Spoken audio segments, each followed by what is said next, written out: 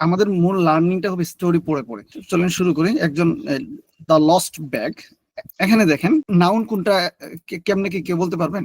এইসব দাটা আর্টিকেল, এটাকে অ্যাডজেক্টিভ বলা যায়। আচ্ছা এটা বাদ দিলাম, লস্ট ব্যাগ। স্যার ব্যাগটা হচ্ছে নাউন, লস্ট মানে অ্যাডজেক্টিভ। স্যার ব্যাগটা হচ্ছে নাউন। হ্যাঁ, লস্টটা কি? আমি ব্যাগটা নাউন এটা আমি বুঝতে, লস্টটা তো বুঝতেছি না। কেউ কি বুঝছেন লস্টটা কি? লস্টটা হচ্ছে ভার্ব স্যার, ভার্ব। লস্টটা ভার্ব। Verb, sorry verb. আচ্ছা, আর কেউ কিছু বলবেন? দেখেন আমি কিন্তু আপনাদেরকে আইএলটিএস পড়াবো এখানে, মানে আইএলটিএস পড়াবো না কিন্তু লস্টটা অ্যাডজেক্টিভ। আপনি তো একেবারে বড় শক্তি নিয়ে বলতেছেন অ্যাডজেক্টিভ। আর কেউ কিছু বলবেন? Lost adjective. সুমাইয়া আপু আপনি তো দেখি স্ট্রংলি বলতেছেন অ্যাডজেক্টিভ। আর কেউ কিছু বলবেন? স্যার আমার মনে হচ্ছে কোন কারণে অ্যাডজেক্টিভ, আমি বুঝিনি যে। আচ্ছা এখন বলি, লস্ট এটা হচ্ছে পাস্ট পার্টিসিপল ফর্ম ভার্বের, কিন্তু এখানে এটা অ্যাডজেক্টিভ হিসেবে ব্যবহৃত হয়েছে। তাহলে এখান থেকে আমরা কি শিখলাম? পাস্ট পার্টিসিপল ফর্ম আমরা আজকের ক্লাসে পাবো না, অবশ্য কালকের ক্লাসে, নেক্সট ক্লাসে আমরা পাবো। পাস্ট পার্টিসিপল ফর্ম যেটা, ভার্বের তিনটা ফর্ম থাকবে, present form, past form, past participle form. যেমন ইট, এইট, ইটেন। তো পাস্ট পার্টিসিপল ফর্ম যেটা, ওইটা অ্যাডজেক্টিভ হিসেবে ব্যবহৃত হতে পারে। এখন আপনার মনে ভাই স্যার জি বলেন। এটা কি, এটা তো স্যার প্রথমে ভাবছিলাম যে মানে ব্যাগ হারাচ্ছে বা ব্যাগ হারাইছে, বাট এটা তো মিন করছে যে কি হারানো ব্যাগ, লস্ট ব্যাগ, মানে হারানো ব্যাগটা। তার মানে এটা ব্যাগের, এটা এই জন্য একটু কনফিউজ হয়ে গেছি। ব্যাগের অ্যাডজেক্টিভ। আচ্ছা দেখেন আপনাদের সব কনফিউশন ক্লিয়ার করে দিচ্ছি। ওকে দেখেন, এখন এটার অর্থ কেন হলো, ভার্ব কেন হলো না? ভার্ব হতে হলে তার সাবজেক্ট লাগবে, তার আগে সাবজেক্ট নাই, এক কারণে ভার্ব হচ্ছে না। আর কেমনে বুঝবেন এটা অ্যাডজেক্টিভ? নাউনের আগে অ্যাডজেক্টিভ থাকে। ওই দিন বলছিলাম, কার কার মনে নাই? আপনি নিজেকে একটু শাস্তি দেন, কেন আমি ভুলে গেলাম।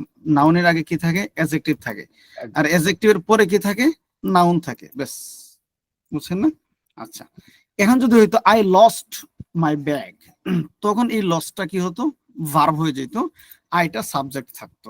My friend lost his bag, অথবা দা ব্যাগও হইতে পারতো। আজকে আমরা পাবো দা ব্যাগ কখন হবে না হবে। একজন এটার ট্রান্সলেটটা করেন দেখি। স্যার আমি বলবো? আমি বলবো? হ্যাঁ মেহেদি ভাই আগে বলছেন, যিনি আগে বলবেন শুরু করে দিবেন, যিনি আগে শুরু করতে আপনি। মাই ব্যাগ ইজ ব্লু, আমার ব্যাগটি নীল। ইয়েস্টারডে, গতকাল, it was in the room, এটা আমার রুমে ছিল। Now it is not here, কিন্তু এখন এটা এখানে নেই। The pen and book are inside, এই কলম এবং বইটি ভিতরে আছে। মাই মাদার ইজ ওয়ারিড, আমার মা উদ্বিগ্ন। Maybe the bag will be under the table, হয়তো এই ব্যাগটি টেবিলের নিচে থাকবে। আচ্ছা থ্যাংক ইউ। এখানে আপনাদেরকে আরেকটু গ্রামার দিকে ফোকাস করাতে চাই। সেটা হচ্ছে দেখেন, ইয়েস্টারডে এর পরে একটা কমা দিছি না আমরা? পাঞ্চুয়েশন আমরা এইচএসসি এবং এসএসসি লেভেলেও এগুলো ছিল, কিন্তু এত কিছু শেখার দরকার নেই। ইয়েস্টারডে গতকালকে, নাও বর্তমানে, এরপরে আমরা কি দিতেছি দেখছেন? একটা করে কমা।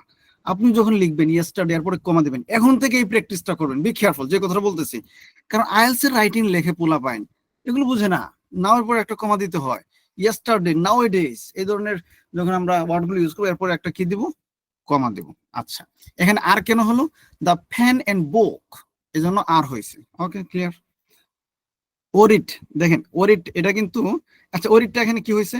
মাই মাদার ইজ ওরিট, আমার আম্মু উদ্বিগ্ন, চিন্তিত।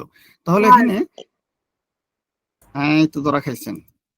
ভার্ব কে বলছেন?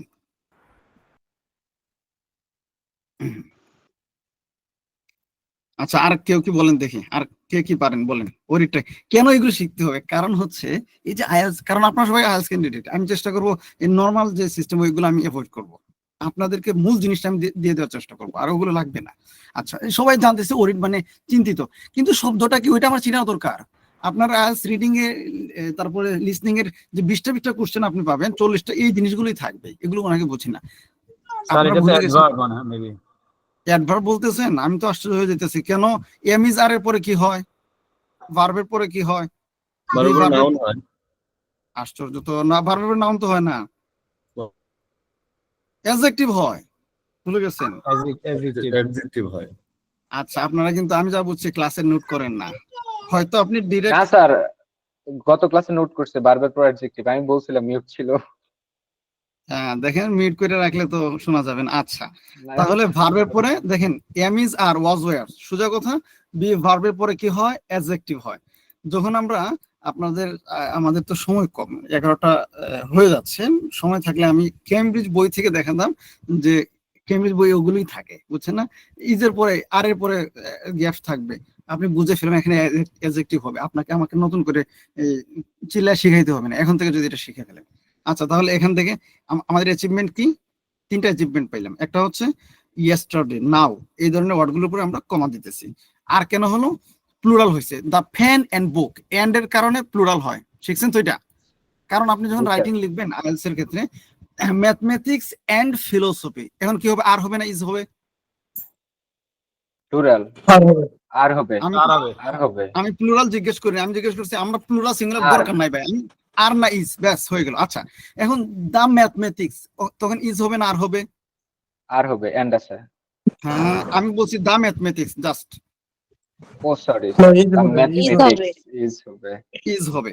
আমি বললাম দা বুক, তখন কি হবে? আর হবে, Is. ইজ হবে। ইজ।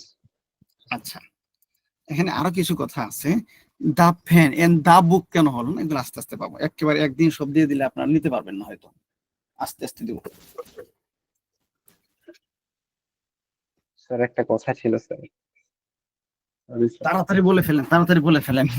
স্যার স্যার আমাদের আমার কাছে স্যার ক্যামব্রিজ বই আছে স্যার, আপনি যদি আমাকে বলে দিন তাহলে আমি ফলো করতাম স্যার।